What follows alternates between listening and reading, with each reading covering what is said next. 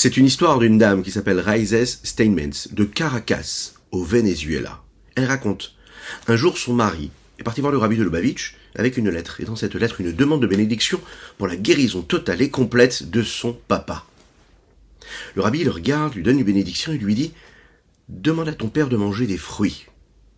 Il aime les fruits, ton père. » Cet homme-là sort du bureau, il se dirige vers son père, et quand il va voir son père à l'hôpital, il lui dit « Dis-moi papa, comment ça se fait que le rabbi m'a demandé de te dire de manger des fruits ?» Et cet homme-là de lui répondre avec un large sourire « Il y a plus de 40 ans, je rencontrais le rabbi chez lui à la maison à Paris. Il a habité pendant de longues années à Paris, et je lui rendais souvent visite. Et quand il me proposait ce que je voulais manger, je disais toujours des fruits.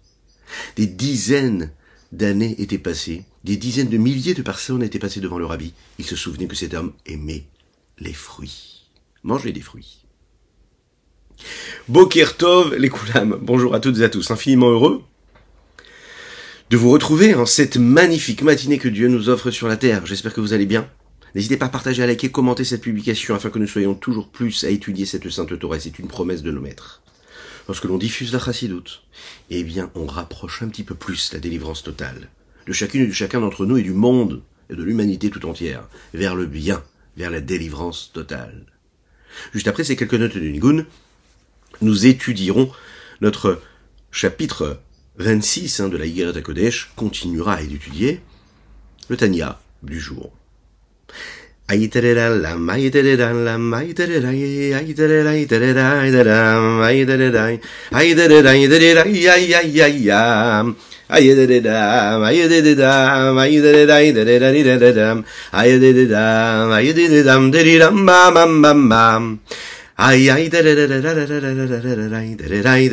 ay ay ay da da da da da da da da da ay ay ay ay da da da da da da da da diram diram bam bam ay da da da da da da da diram bam bam. Il est expliqué dans la Chassidoute que la Mishnah, une des parties de la Torah, il y a la Torah écrite, le Talmud, ce que nous appelons la Bible globale. Et puis nous avons la Torah orale. Et la Torah orale, elle est faite de cette partie de la Mishnah, des enseignements de nos Chachamim, de nos Tanaïm. Et puis nous avons la Gemara. Et puis nous avons ensuite toute la Torah orale, la Torah ésotérique. Et il y a la partie Chassidoute, Kabbalah, etc.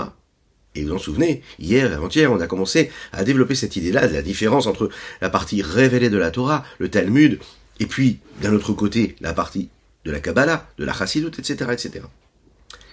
Ici, on voit comment le Rabbi Shlomo Zalman va nous parler de cette Mishnah. Qu'est-ce qu'elle a de si particulier? Où est-ce qu'elle se situe? Elle est là pour produire quelque chose de particulier ici, dans ce monde-là. Je vous rappelle, pour bien expliquer cela, et juste avant, que nous étudions aujourd'hui pour la Refoua Shelema de Avraham Nissim Ben Sultana, dit Amen ve Amen, sa Refoua Shelema totale et complète. Nous étudions pour la Refoua Shelema de Aliza Batrana. Nous étudions l'Eilou Nishmat à vieux mourir, et Reuven Ben Isser Alav Shalom, et nous étudions l'Eilou Nishmat, ou l'élévation de l'âme de ce jeune homme-là, qui s'appelle Nathan Avraham Ben Yosef Verina Fitoussi, que je vous fasse que ces mots de Torah puissent être une source de bénédiction pour sa famille, de courage et de force, et d'élévation pour son âme.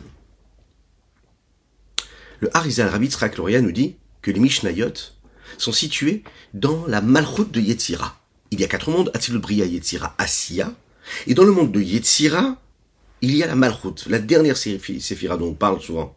Vous savez, cette séphira-là qui permet le transfert, le passage, la transmission d'un monde à l'autre. Il est expliqué dans la Chassidoute que la Mishnah, elle, est en rapport avec le monde de Yetzira. Le monde de Yetzira, il faut savoir que c'est le monde que nous appelons le monde des midot, des vertus. Globalement, elle se situe de 2 façons, ou du côté de l'amour ou du côté de la crainte. Il y a des nuances à travers chacune d'elles. La Mishnah, elle, qu'est-ce que c'est? C'est comment est-ce qu'on doit décréter et donner une décision claire et nette et précise pour savoir comment faire et accomplir ce que la Torah nous demande de faire. Qu'est-ce qui est permis, qu'est-ce qui est interdit, qu'est-ce qui est pur, qu'est-ce qui ne l'est pas. C'est l'expression de l'amour quand on dit que c'est permis, c'est l'expression de la crainte quand on dit que c'est interdit. Qu'est-ce qu'on doit faire, qu'est-ce qu'on ne doit pas faire? Quand on fait, on aime, quand on aime, on fait, quand on craint, on ne fait pas.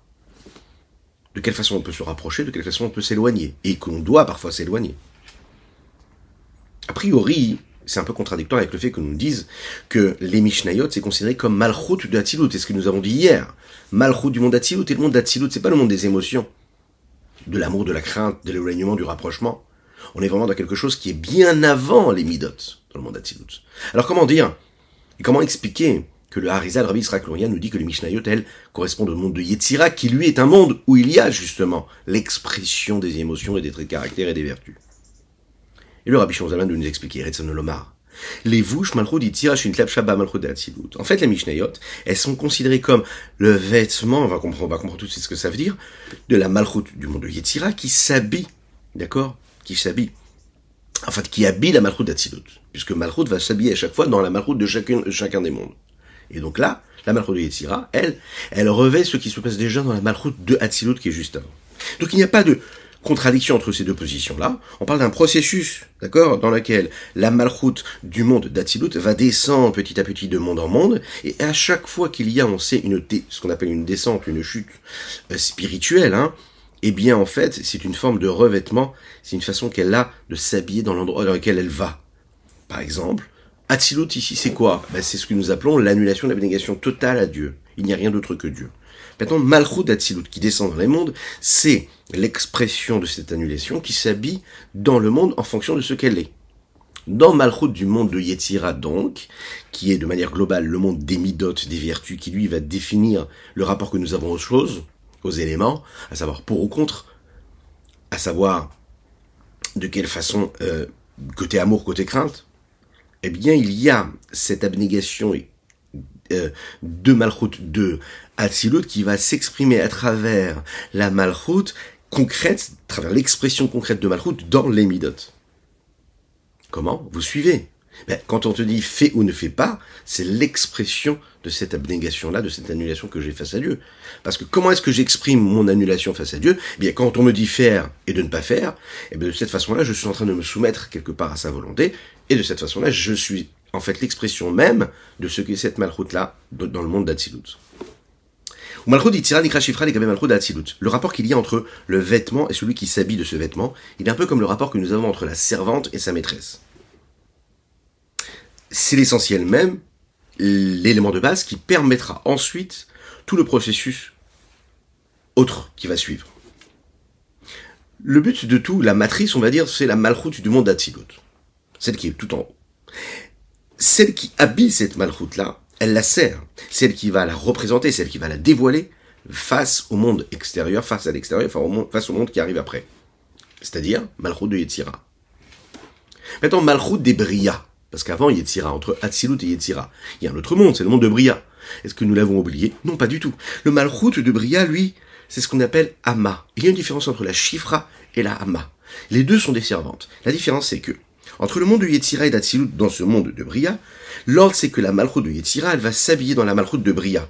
D'accord? Qui, elle, s'habille à travers, qui revêt quelque part la malchut d'Hatzilut qui était juste au-dessus.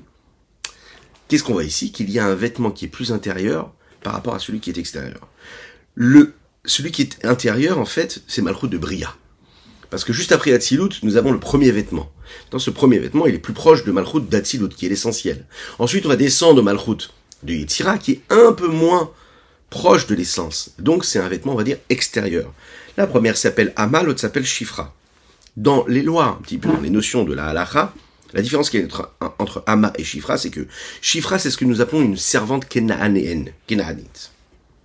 Un peu comme le Eved Kénaani. D'accord? C'est un esclave qui vient, ou un serviteur qui vient, et qui vient d'un monde étranger. Mais qui vient d'un monde étranger, mais qui a quand même un rapport avec le peuple juif. On va pas rentrer dans les détails. La Amma, elle est vraiment une servante qui vient du peuple juif, considérée comme une servante juive. Qu'est-ce que cela veut dire? C'est-à-dire que le lien qu'elle a, il est beaucoup plus profond que que le lien que peut avoir la Shifra. On peut donc comprendre qu'en fait, du fait qu'elle fasse partie de ce cercle-là beaucoup plus intérieur, beaucoup plus profond, la façon avec laquelle elle a de servir sa maîtresse est beaucoup plus proche. La Shifra, elle fait partie d'un cercle qui est beaucoup plus éloigné. Donc plus extérieur, donc plus superficiel. Donc, à travers les différents mondes, elle viendra de Yetzira, alors que la Hama, elle, sera la représentation de ce qu'est le monde de Bria, les Chaim. Le Rav Adin Ben Israël, dans ses explications du Tanya, apporte une métaphore qu'on donne déjà dans d'autres endroits pour expliquer les différences qu'il y a entre les deux. Il nous dit c'est un petit peu comme, vous savez, une personne qui travaille à la maison pour son maître. D'accord? Un homme de maison. Alors il y a celui qui travaille à la maison, qui travaille avec le maître, qui est là, qui connaît les us et coutumes de son maître, qui connaît chaque petite chose, ses goûts, ses couleurs, il sait à quel endroit il faut ranger les objets, s'occuper de la maison à l'intérieur. Et il y a celui qui travaille dans les champs. Alors lui aussi, il a un rapport avec son maître. Mais son rapport, il est beaucoup plus éloigné, beaucoup plus superficiel, puisqu'il travaille à l'extérieur de la maison. Les deux sont au service du maître, mais l'un, l'expression beaucoup plus profonde que l'autre. Celui qui est à l'intérieur, il connaît les pensées, il connaît les émotions, il connaît tout de son maître. Il s'identifie même à ce que son maître veut. On dit souvent que celui vraiment qui est fidèle à son maître, quasiment après ensuite, il épouse un petit peu tous ceux qu'il aime, tous ceux qu'il craint. Il fait partie de la famille quelque part. Ici, dans notre cas à nous, c'est ce qui va se passer avec Shifra et Hama. C'est ce qui va se passer avec Malchut de Bria et Malchut de Yetzira. Malchut de Yetzira, ça va être la Hama, ça va être ce Éved-là qui travaille à la maison, qui connaît tout, qui ressent ce que son maître ressent. Et la Shifra, et donc Malchut de Yetzira, celle qui est plus à l'extérieur. Vétéda. Le Rabbi Shlomo Zalman nous dit ici, sache que c'est le système qui est mis en route lorsque la Torah descend du monde d'Atzilut et qu'elle s'habille dans les mondes. Mimach et Katav Arizal, de ce que le Arizal, Rabbi Yitzchak Luria nous dit, des Mikra Dainu Torah Shebirtav ou Ba'asiya, que Mikra, ce que nous appelons le Chumash, oui, c'est la partie écrite de la Torah, c'est la Torah écrite, elle apparaît dans le monde de Asiya. Mais pourquoi? Parce que quand on commence à lire, quand on commence à écrire, quand on commence à avoir un rapport de compréhension, de saisissement avec, elle prend une autre dimension.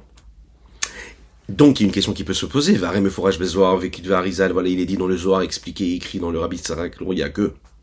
Mais comme Aten Mispar, dans de nombreux endroits, chez Tiferet, chez Uzeranpin, il est dit que, a priori, la Torah chez Birtav, la Torah écrite, c'est considéré comme la Tiferet, donc cette séphira de Tiferet, qui est considérée comme le visage que nous appelons Zeranpin, les petites facettes. D'accord? Bon. À quoi on fait référence? On en a déjà parlé il y a quelques jours. Zeranpin, ce sont les 6 midot, les 6 vertus. Chesed, Gvura, Tiferet, Netzach, Od, Yesod. Puisque Malchut, elle, c'est celle qui va faire le transfert. Donc, a priori, une fois, on appelle ça le Zeranpin, et parfois, on a appelé ce qu'on a dit tout à l'heure, à savoir la Malchut. La Malchut, elle, ça appelait quoi? Ça appelait la Torah chez Baalpé. Torah chez Baalpé, Karinanla, c'est la Torah orale. Zeranpin, c'est appelé quoi? La Torah chez Birtav, la Torah écrite. Qu'est-ce que c'est? Zeranpin, c'est le donneur. Qu'est-ce que c'est Malchut? C'est celle qui reçoit, Nukva. Zeranpin, c'est le Zachar, celui qui donne, celui qui influence, par rapport à Malchut, qui elle reçoit. Maintenant, dans la Torah écrite, il y a tout qui a été écrit. Dans la Torah écrite, il y a toutes les idées, toutes les notions, il y a toutes les lois de la Torah. C'est un petit peu comme une petite graine. Et dans cette graine-là, il y a tout. Peut-être qu'il y a tout, mais tout n'a pas été développé. Il faut que cette graine-là soit mise en terre, qu'elle puisse évoluer, qu'elle puisse grandir, qu'elle puisse éclore, qu'elle puisse se développer. Et c'est là qu'elle va donner tout ce qu'elle est capable d'avoir en elle. La Torah orale va nous permettre justement de détailler, de donner une réalité réelle, physique, spirituelle, matérielle, même parfois grossière, à ce que la halacha est dans cette petite graine-là. Et c'est la Torah orale qui nous permet de vivre cette Torah dans notre vie de tous les jours. Donc a priori, c'est appelé ce Zeranpin d'Atzilut. Alors comment est-ce qu'on peut dire ici que Mikra, ce Mikra-là, il est dans le monde de Asiya, alors qu'a priori, ça n'est que au stade de la petite graine de Zeranpin. Et là, chez Mitla Béched, Asiya. En fait, il faut voir la Torah telle qu'elle est en tant que telle, il faut voir la Torah telle qu'elle s'habille. Quand elle s'habille dans quelque chose, de quoi elle est revêtue, dans quel monde elle va s'exprimer. Il y a ce qu'elle est et il y a son expression. Et là, quand elle devient l'expression de ce qu'elle est, à ce moment-là, elle s'habille dans le monde d'Asiya, c'est-à-dire qu'elle se dévoile directement jusqu'au monde d'Asiya. Bien que sa source, c'est du monde d'Atzilut, mais elle se révèle dans le monde ici-bas d'Asiya. Faire à Kabbalah, on peut le voir très très clairement dans le livre de Kabbalah, qui est le livre de Kabbalah, dans lequel on nous montre globalement chaque partie de la Torah, comment est-ce qui correspond à chacun des mondes. Shemikra Mishnah Vetalmud de Kabbalah Kulam Be'Atzilut. Les 3 parties de la Torah, les 4 parties en réalité sont dans Atzilut, et la Shemikra Mitlabesh Adasiya ou Mishnah Deitza Vetalmud Be'Bria. Mais Mikra, le Chumash, lui, il va s'habiller jusqu'au monde d'Asiya, il descend jusqu'à Asiya. Mishnah, lui, va descendre seulement jusqu'au monde de Yetzira, on le voit dans une autre partie du Tanya d'ailleurs. Vetalmud, et le Talmud, lui, il va juste qu'au premier monde de Bria. Ça se développe un peu plus Mishnah, ça développe un peu plus Mikra, ça descend jusqu'en bas, jusqu'au monde d'Assia. Vine. Après avoir introduit tout cela, savoir comment est-ce que la Torah s'habille dans les mondes, le Rabbi Shlomo Zalman revient à son sujet initial qui correspond à ce que le Zohar dit. Lorsque la Malchut qui vient du monde d'Atsilut qui correspond à la Torah orale, elle va s'habiller, comme nous l'avons dit, dans la Klipat Noga. Pourquoi la Klipat Noga? Parce que les Klipat Noga, c'est l'écorce de Noga qui, elle, est constituée du bien et du mal, qui est l'expression du bien et du mal et ce qu'on est capable d'en faire. Dans quoi? Eh bien, dans la Torah. Pourquoi dans la Torah? Ben parce que nous l'avons dit, dans les halachot, nous faisons cette distinction, ce travail de raffinement et de tri entre ce qui est bon et ce qui est mauvais, ce qui est permis et ce qui est interdit. Ces descriptions que nous donnons entre ce qui est pur ou impur, elles s'habillent dans cette noga-là. Pourquoi qu'aider les devarer anitzotzot chez la flobechatadam merishon? Elles sont là pourquoi? Pour raffiner, pour aller chercher ce qui s'est passé à travers ces nitzotzot, ces étincelles qui sont tombées à cause de la faute d'Adam Arishon. Vegam, mais aussi pour raffiner et à refar, c'est-à-dire pour aller chercher, rapporter et raffiner, faire ce travail-là de toutes ces étincelles qui sont tombées lorsque les réceptacles n'ont pas pu supporter l'intensité de lumière, et il y a eu cette shvirat hakelim, cette brisure-là de tous les réceptacles, qui a donné le monde et l'énergie que nous avons ici-bas. Il y en a eu combien? 288. Maintenant, il faut aller les chercher, ces étincelles-là. Dans notre monde, qui est le monde de la Klipat Noga, sont cachées ces étincelles de sainteté. Ces étincelles de sainteté, on peut les trouver partout dans notre vie de tous les jours. Elles ont subi un processus, comme un système, un ordre d'enchaînement, et attention, ça n'a pas été voulu, élaboré avec un ordre bien établi. Précision, il n'y a pas de volonté particulière, réfléchie et émotionnelle, d'accord? C'est une chute, un peu comme qui est tombée, qui est venue et qui a été subie après la faute de Adam Arishon. La Chassidut nous dit que cela a été engendré même avant la création du monde, ce que nous appelons le Shvirat HaKelim, quand le monde n'a pas pu supporter la lumière de Dieu. Lechaim. Maintenant, les écorces, par définition, elles sont là pour cacher ces étincelles-là. D'accord? Si on avait la possibilité de les voir, et de les percevoir tout de suite facilement, on ne vivrait pas dans le monde dans lequel on vit.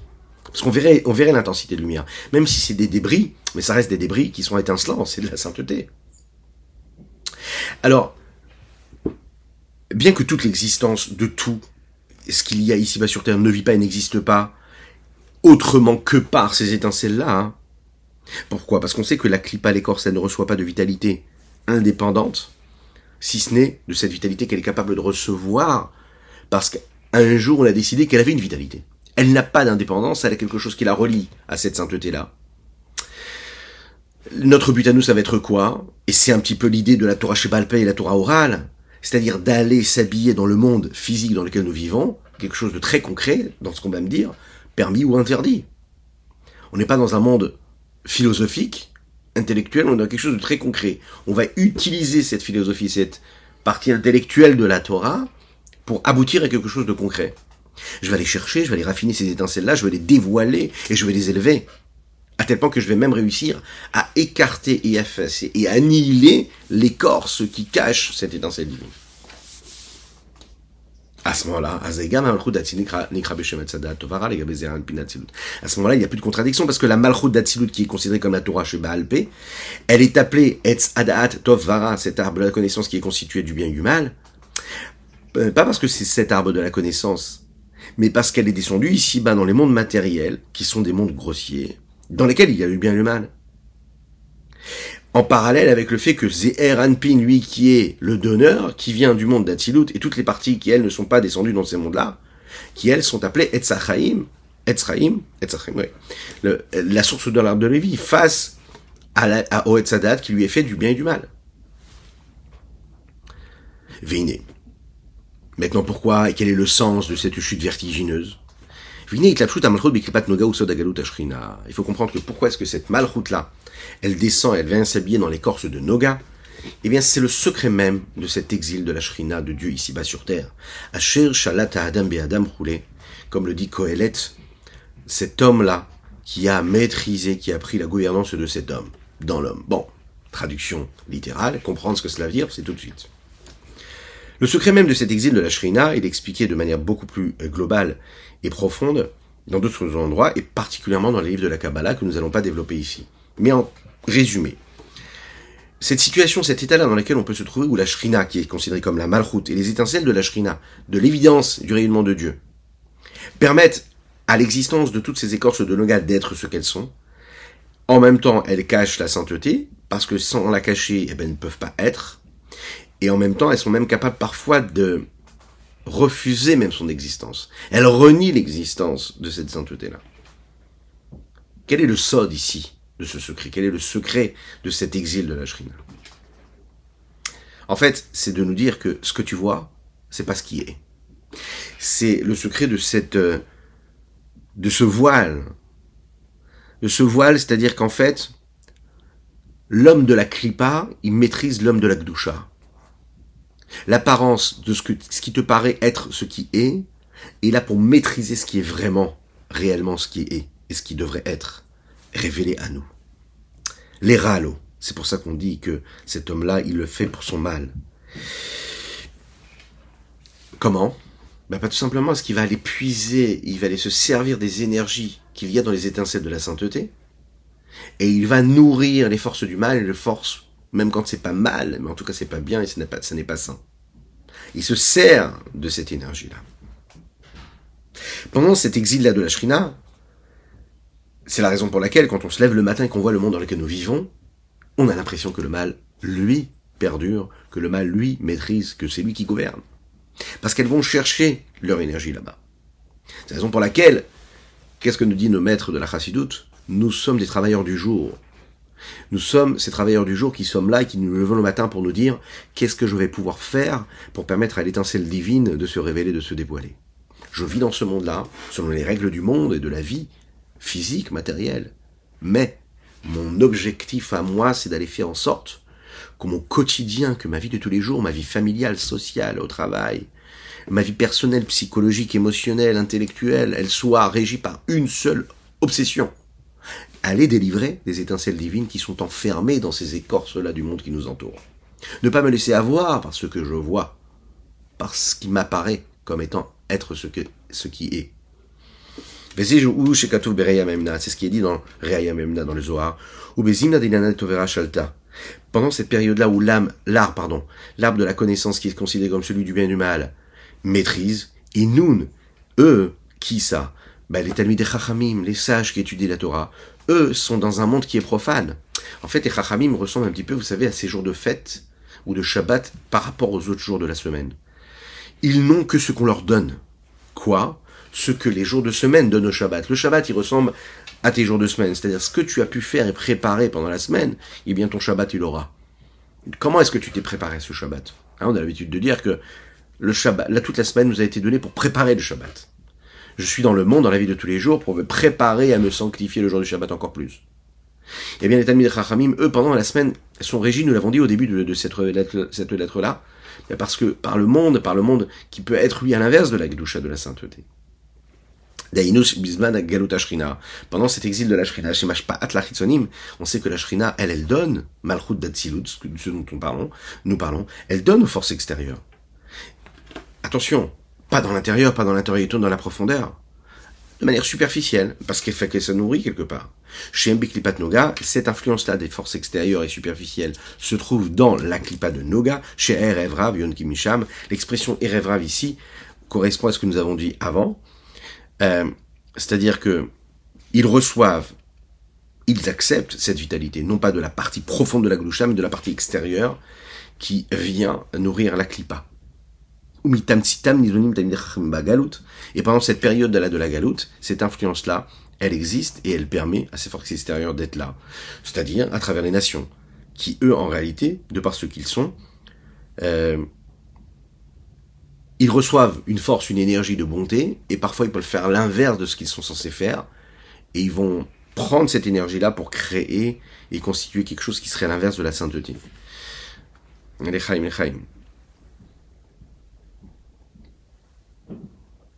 C'est la raison pour laquelle, malheureusement, en tout cas c'est le but de l'exil, et c'est un petit peu ce qui se passe, même un Talmid Chacham, un sage, un grand maître, un tzaddik vit dans cet exil-là, et il est régi par les lois de la nature et les lois sociales, les lois du commerce, les lois de la politique qu'il peut y avoir dans le monde entier. Et quand il y a une bonne nouvelle à annoncer, Baruch Hashem, qui se profile à l'horizon, on doit être très très très heureux aussi, parce que ça fait partie de notre vie. On doit dire merci Hashem.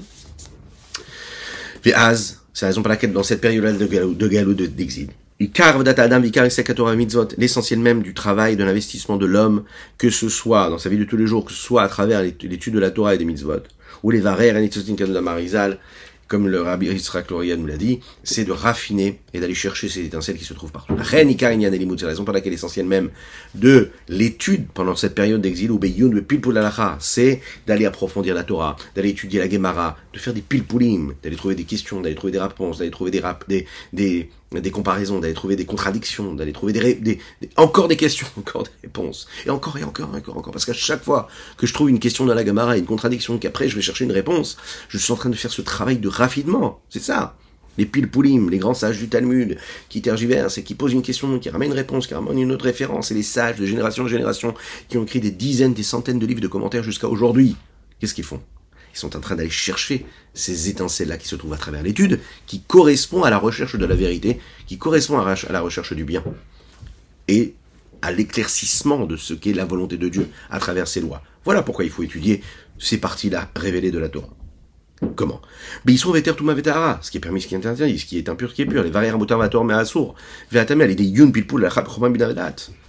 Comme on a l'habitude de dire, ce qui est plus important, c'est de réussir à trouver des permissions plus que trouver des interdits. Pourquoi? D'ailleurs, à travers l'histoire du peuple juif, les grands sages ont toujours cherché des permissions. Pourquoi des permissions? Pourquoi dire que c'est permis alors que je peux dire que c'est interdit? Parce que notre but à nous, c'est quoi? C'est de trouver la solution, comment délier ce qui est enfermé dans ce qui est interdit. Quand je rends la chose pure, eh bien, je suis en train de m'écarter de ce qui est négatif, ce qui est impur. Je rends la chose permise à la consommation, permise à être fait, à vécu et faite, eh bien, je suis en train de montrer comment je délie quelque chose qui était enfermé. Le moutard. Kanoda de Raïtam Chorma Nafkat, comme on sait que la Torah, elle vient de la sagesse, niveau le plus élevé. Quelle est cette Chorma-là, ce que nous appelons le Keter Elion, la couronne supérieure suprême? Elle se révèle ici-bas, même si la Torah, à la base, elle est même plus élevée que la Chorma, elle est dans cette couronne-là, suprême. Elle descend, elle se traduit, elle s'habille, et elle se dévoile au monde grâce à la Chorma, grâce à la sagesse. Dans un autre endroit, il est marqué « Uve Chorma daika idberu ». Là-bas, il est dit que, justement, ces étincelles et le bien, ils se séparent du mal, particulièrement lorsque la Chorma est mise en mouvement, lorsque cette intelligence et cette sagesse de l'homme se met en mouvement. Comment? Ve'ainu, Chorma ila datzilut. On revient à ce Hatzilut-là, qui est la base, qui est la source de tout, qui lui va permettre, à travers la lumière, la sagesse supérieure, suprême qui est dans ce monde d'Hatzilut, qui va s'habiller dans la dernière séphira de Hatzilut, à savoir Malchut, Sod Torah Sheba'al Pei, puisque nous l'avons dit, à travers les secrets même de la Torah Sheba'al Pei, qui va permettre, à travers la Chorma et cette connexion qui est entre Chorma de Hatzilut et la dernière Malchut de Hatzilut, qui est la Torah Sheba'al Pei, la connexion avec les autres mondes. Comment? Comme on le sait dans le langage assez courant du Zohar qui dit Besod Abba Yesad Brata. Vous savez qu'un père et sa fille, ils ont toujours un rapport très particulier, lien particulier. D'accord? Eh bien, dans la Kabbalah, c'est expliqué que Abba, en fait, c'est l'expression de Abba, c'est la Chorma, le père, puisque c'est celui qui initie, petit flash, la petite goutte. Et puis Bat, c'est la fille. Qu'est-ce que c'est? Brata. Brata, c'est la Malchut. C'est l'expression ici de ce que nous voulons exprimer, à savoir que de manière profonde, il y a un lien direct entre les deux. Amalobeshed Malchut de Yitzira, qui s'habite où dans Malchut de Yitzira, une fois que c'est arrivé de Malchut de Chorma d'Hatzilut, ça va jusqu'à Malchut d'Hatzilut. Malchut d'Hatzilut, ça va s'habiller à chaque fois dans chaque Malchut de chaque monde. Donc Malchut de Yitzira pour la Mishnah par exemple, et ensuite pour Malchut, comme il dit ici, les Sod à Mishnayot Braithot, dans lesquels on va trouver tous les secrets des Mishnayot, tout ce qui a été écrit à travers les sages de la Mishnah, Abdou Bashot Bikipat Nogash et Gedolama Yetzira, qui sont habillés et qui se revêtent à travers l'écorce de Noga qui est fait de bien et de mal, qui correspond au monde de Yetzira, Shisha Matrit Brinata Dat, puisqu'on sait que dans ce monde-là, dans le monde de Yetzira, il y a le niveau de Dat, et c'est quoi le Dat? C'est la capacité d'être dans une conscience du bien et du mal, de créer un lien entre ce que j'ai compris et ce que je suis et ce que je fais, chez Benoga qui se trouve, chez Benoga qui se trouve dans le monde de Noga. Kenoda Meharizal, comme il est dit, alors il y a une autre façon de l'écrire aussi, on va le lire quand même. Nusachacher ve'a Braithot amubashot viklipat Noga chez Keneged Olamasia, chez Shamatril Prinatara chez Benoga, Kenoga Meharizal, comme il est connu des écrits du Harizal, Rabbi Yitzhak Luria. Eh bien, Maskil, Maintenant, celui qui va réfléchir et qui va approfondir et développer ce que nous venons de dire ici, Yavin Yen Peligadol Misemerod, il va comprendre comment c'est extraordinaire. Manasse Bachamim Mal, qu'est-ce qui est produit dans les mondes supérieurs quand l'intellect de l'homme ici-bas sur Terre se met en mouvement et va faire ce qu'il est en train de faire et ce qu'il doit faire par rapport à ce que nous venons de développer ici. Quand un homme il étudie à l'idée lorsqu'un homme va étudier dans la profondeur, va faire ce travail de raffinement pour arriver au décret rabbinique final, conclu, que ce soit les premiers maîtres comme les seconds maîtres, de génération en génération, pour dévoiler Mashaya BLM Davar, ce qui a été caché, Kodem Ayun Alaz, avant cet approfondissement-là. Il faut savoir que grâce à ça, il fait élever cette loi-là qui venait des écorces, qui cachaient, qui le recouvraient. Chez loi qui n'était même pas encore connu, c'est la raison pour laquelle, jusqu'à aujourd'hui, alors nous parlons, il y a des sages qui sont assis et qui approfondissent un sujet, qui vont sortir et éditer un livre dans lequel ils vont développer une halakha qui n'a jamais été développée, en fonction du monde qui évolue, en fonction du modernisme, et voir les conséquences que peuvent avoir une halakha qui a été donnée il y a des générations et des générations, comment cela peut avoir des conséquences à notre époque, aujourd'hui. Ça, à ce moment-là, lorsqu'on crée ce développement, ce dévoilement à la RIC, à ce moment-là, ou bien qui n'était pas comprise comme il fallait à 100%, parce qu'il faut savoir que le raisonnement, le ta'am, la raison profonde, d'accord, c'est quelque chose qui est et fait partie de ce secret-là de la séphira de Chorma Ila. Qu'est-ce que c'est la Chorma Ila? C'est la sagesse, celle qui me permet de comprendre, mais la sagesse supérieure, la sagesse suprême. On développera à l'occasion ce que ici veut dire le ta'am. C'est un peu le ta'am parce qu'ici, comme le dit le Ravadin d'Israël, le ta'am c'est le raisonnement, mais le ta'am c'est aussi le goût. D'une certaine façon, le plaisir que nous pouvons avoir. Le ta'am, c'est le commencement de chaque chose, c'est ce qui permet l'entité de chaque chose. C'est la profondeur du plaisir de celui qui a créé, de manière beaucoup plus subtile et raffinée, l'expression extérieure de ce qu'il peut y avoir à l'intérieur. Chez Naflu Minu Nitsotin Baklipod et Shurat HaKelim, dont ils sont, chez Naflu Mimena, dont sont tombés, c'est-à-dire de cette sagesse suprême sont tombées toutes ces étincelles-là, lorsqu'il y a eu cette brisure-là, des kélim, des réceptacles, qui ne pouvaient plus recevoir du tout ce qu'ils devaient recevoir, c'est-à-dire, et ils ne pouvaient pas accepter et recevoir, ils n'avaient pas la force d'accepter la lumière intense, donc les réceptacles se sont brisés.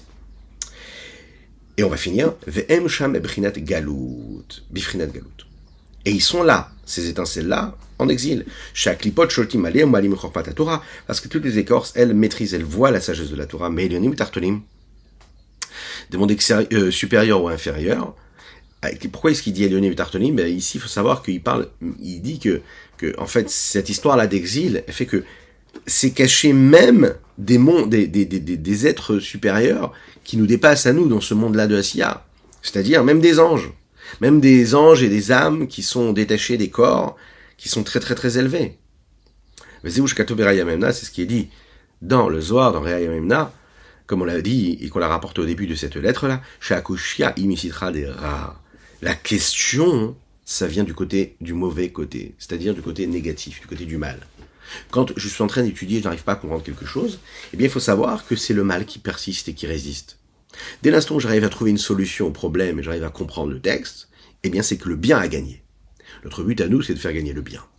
Que Dieu vous bénisse et qu'il vous protège, qu'il inonde votre existence de bonté, de grâce et de miséricorde. C'était notre Tania du jour.